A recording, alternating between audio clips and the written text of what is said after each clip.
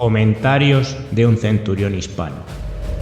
Bienvenidos a la tienda de este mi Castro, en la cual me vais a acompañar a escribir mis comentarios sobre historia militar y donde disfrutaremos escuchando las más heroicas hazañas de personajes de nuestro imperio y los episodios más gloriosos de este. Tomad asiento, servíos una buena copa de lo que gustéis, porque comenzamos.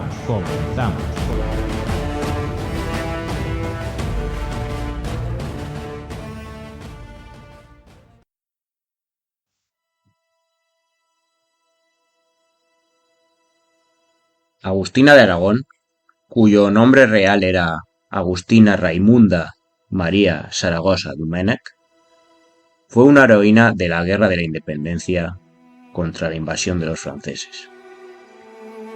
Aunque pasó a la historia por su lucha y su resistencia en el primer asedio de Zaragoza, lo cierto y menos sabido es que estuvo presente en muchos más campos de batalla.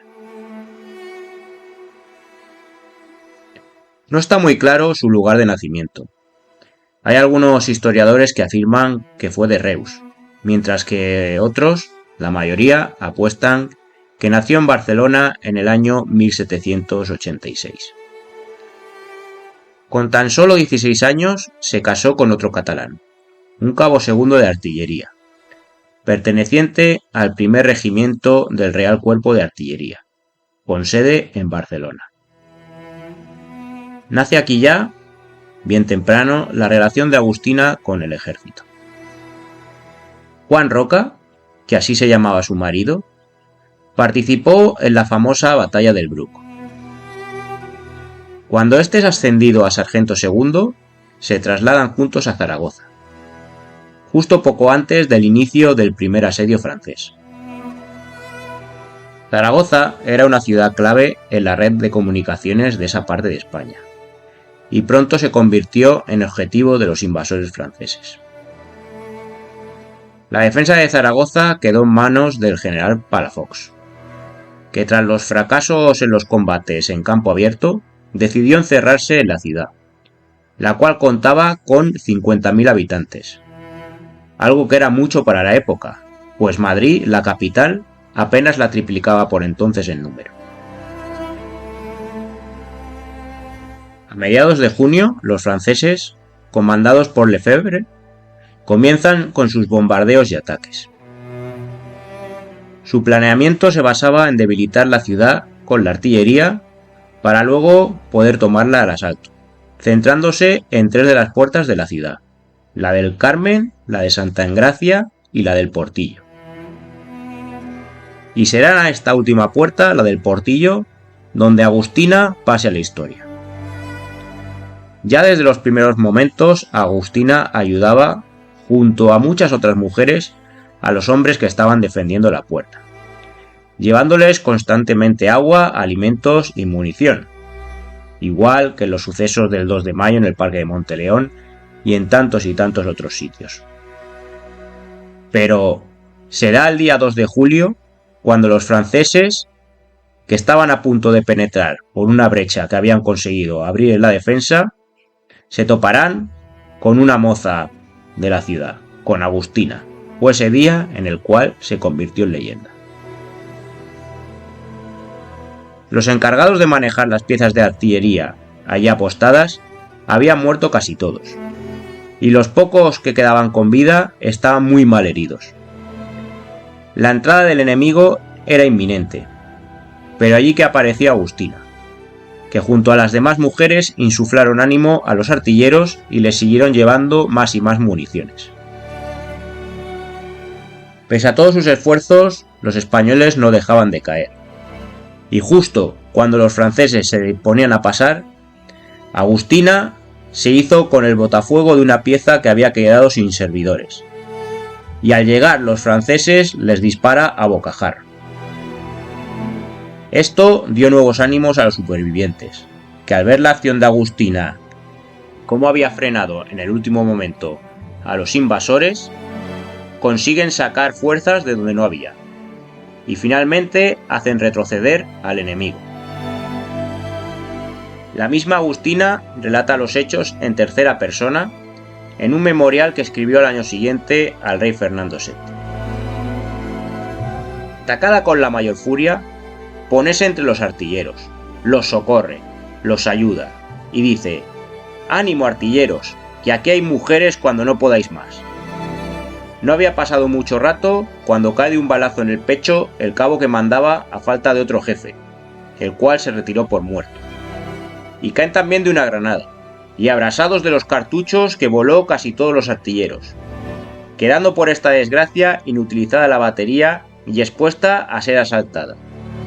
Con efecto, ya se acercaba una columna enemiga cuando, tomando la exponente un botafuego, pasa por entre los muertos y heridos, descarga un cañón de A24 con bala y metralla, aprovechada de tal suerte, que, levantándose los pocos artilleros de la sorpresa en que yacían a la vista de tan repentino azar, sostiene con ellos el fuego hasta que llega un refuerzo de otra batería, y obligan al enemigo a una vergonzosa y precipitada retirada. En este día de gloria, mediante el parte del comandante de la batería, el coronel, que era de granaderos de Palafox, la condecora el general con el título de artillera y sueldo de 6 reales diarios. Así era. Agustina había conseguido salvar a la ciudad por el momento, y enterado de este hecho el general Palafox la hace llamar y la nombra subteniente de artillería, además de concederle 2 medallas, la de defensora de Zaragoza y la de recompensa al valor y patriotismo. En su parte sobre la acción de aquel día, el líder de la resistencia maña escribió de ella: «Enlazada con conexiones con un sargento de artillería, con quien estaba concertado su matrimonio, servía a este bizarramente aquel cañón de A24. Y a la sazón una bala enemiga lo acierta y lo tiende en el suelo. Llegaba la Agustina a traerle el refresco, y no se le permitió la entrada, contentándose en contemplar a su amante desde la gola de la batería. Verle caer y presentarse ella en el mismo sitio fue obra de un momento. Arranca del cadáver el botafuego que tenía aún en la mano. Llena de heroico entusiasmo dice: «Aquí estoy yo para vengarte». Agita el botafuego y lo aplica al cañón, declarando que no se separaría del lado de su amado hasta perder ella también la vida.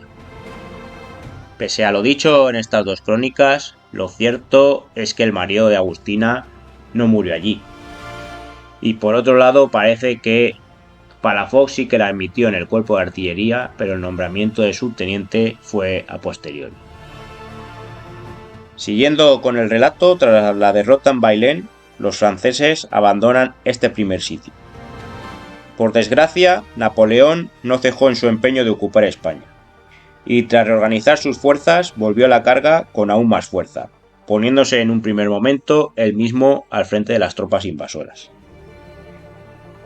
Y es así como a finales del año 1809 los franceses vuelven a sitiar la ciudad. De nuevo Agustina va a participar en su defensa, pero esta vez cayó enferma de peste. Estaba en esa condición cuando los franceses consiguieron entrar a la ciudad, y así lo vuelve a narrar ella. La llevaron con otros muchos a Casablanca. Extiéndese la voz entre los comandantes franceses que la artillera Zaragoza estaba prisionera, y se le presentan 2, cuya maldita lengua no entendió, y se deja comprender por la caridad que después dispensaron. Esta no fue otra que hacerla andar, sin consideración a su enfermedad, con todos los demás prisioneros y su hijo, hasta que, apiadado uno de estos, el ayudante de artillería don Pedro de Bustamante le cedió uno de los 2 machos que llevaba, donde fue con su criatura hasta que en Campo Rosso le robaron el macho, ropa y dinero que llevaba. Llegada a Olvega, perdió a su hijo a la fuerza del contagio, fatiga del camino y falta de recursos para asistencia. Pese a esta derrota y a todas las desgracias y penurias, la leyenda de Agustina ya era famosa en toda Europa. Una Europa que miraba expectante cómo unos españoles muy poco organizados conseguían poner en jaque a las tropas napoleónicas, invencibles en el resto de campos de batallas europeos. Se había hecho Agustina tan famosa que empezó a ser homenajeada y reclamada por los generales más famosos de la época. Fernando VII la nombra alférez de infantería. Pero ella lo que quería era estar con su marido, que por entonces había ascendido a subteniente de artillería y seguía luchando. Se reúne con él en Tarragona y participa en la defensa de Tortosa. Tras caer la ciudad estuvo en la guerrilla de Chaleco, actuando en La Mancha, y parece ser que también intervino en la batalla final de Victoria, donde los últimos franceses fueron expulsados de España ya en el año 1814. Tras la expulsión de estos, sigue con su marido y da luz a su segundo hijo. Acompaña a su marido a todos sus destinos. Él ya es teniente, pero enferma de tisis y muere en el año 1823. Agustina es viuda con 37 años, pero pronto se vuelve a casar, esta vez con un médico alicantino.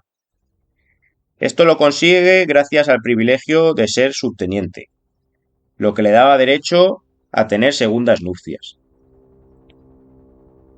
Posteriormente vive una larga época en Sevilla, para acabar trasladándose a Ceuta, donde estaba agregada al regimiento de la ciudad y cobraba una pensión como subteniente. En esta ciudad tan española es donde muere en el año 1857. Allí es enterrada en un panteón que contaba con la siguiente inscripción: a la memoria de doña Agustina Zaragoza.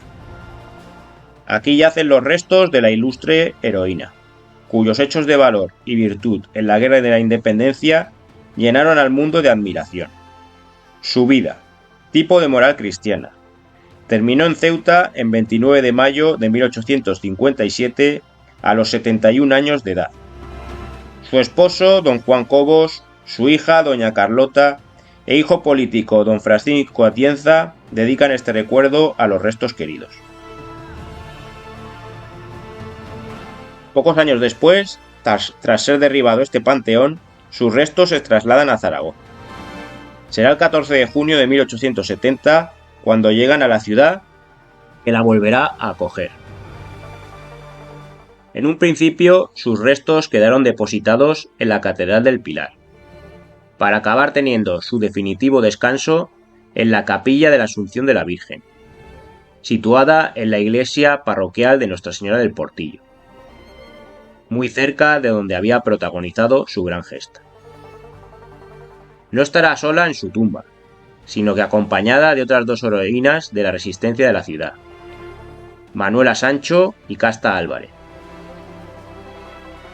En 1909, el rey Alfonso XIII les dedicó la siguiente lápida. Aquí yacen los restos mortales de Agustina Zaragoza, Casta Álvarez y Manuela Sancho. Descansen en paz las heroínas defensoras de Zaragoza. Este monumento les consagra y dedica la Junta del Centenario de los Sitios, 1808 y 1809.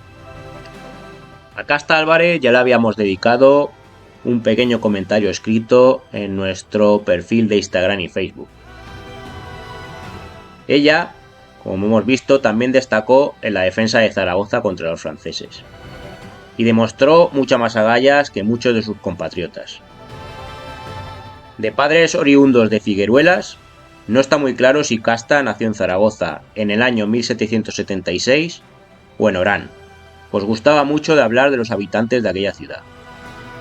Fuera de donde fuese, Casta era la típica aragonesa, ruda en sus formas, pero trabajadora y amante de los suyos.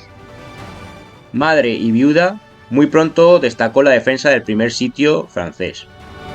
Su estampa no pasaba a nadie desapercibida, pues siempre iba acompañada de una pica, o según muchos afirmaban, de una vieja bayoneta enganchada al palo de una escoba.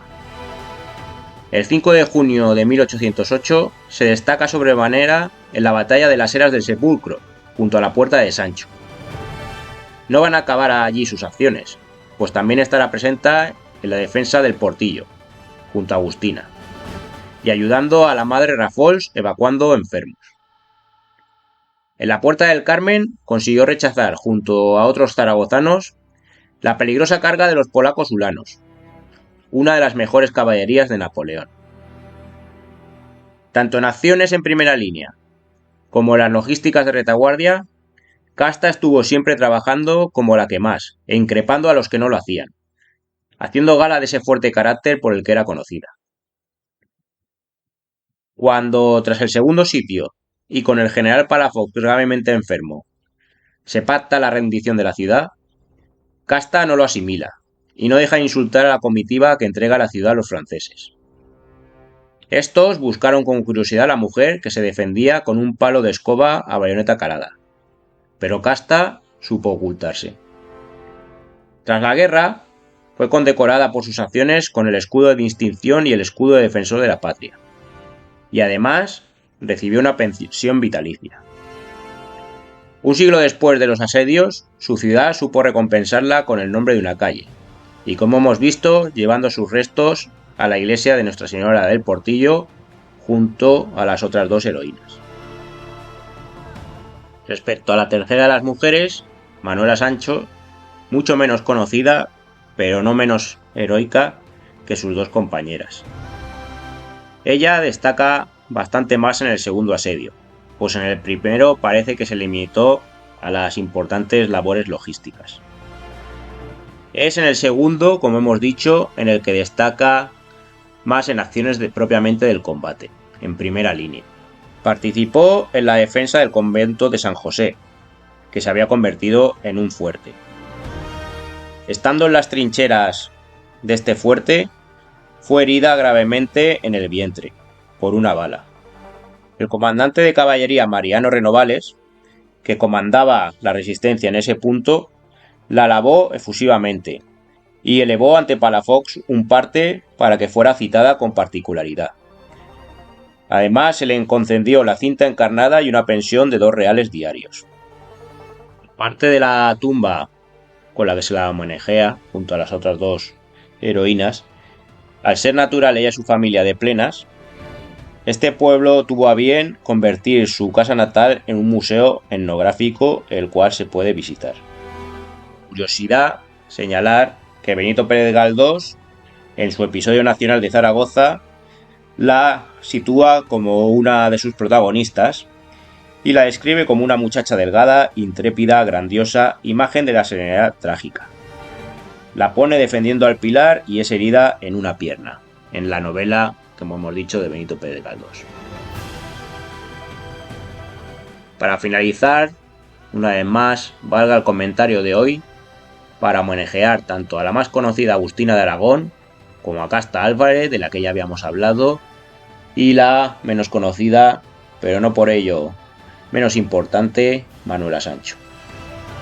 Las 3 heroínas del sitio de Zaragoza. 3 heroínas españolas. Juráis, nobles y leales soldados de Aragón, defender a la patria y a su rey contra sus enemigos los franceses.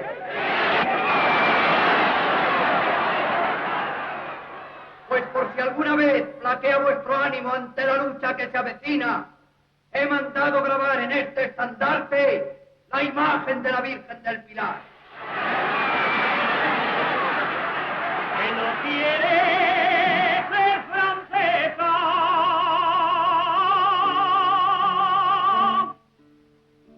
la Virgen del Pilar dice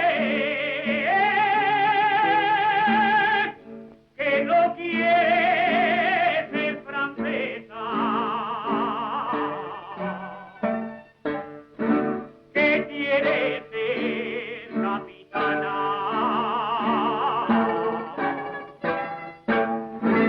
de la tropa aragonesa.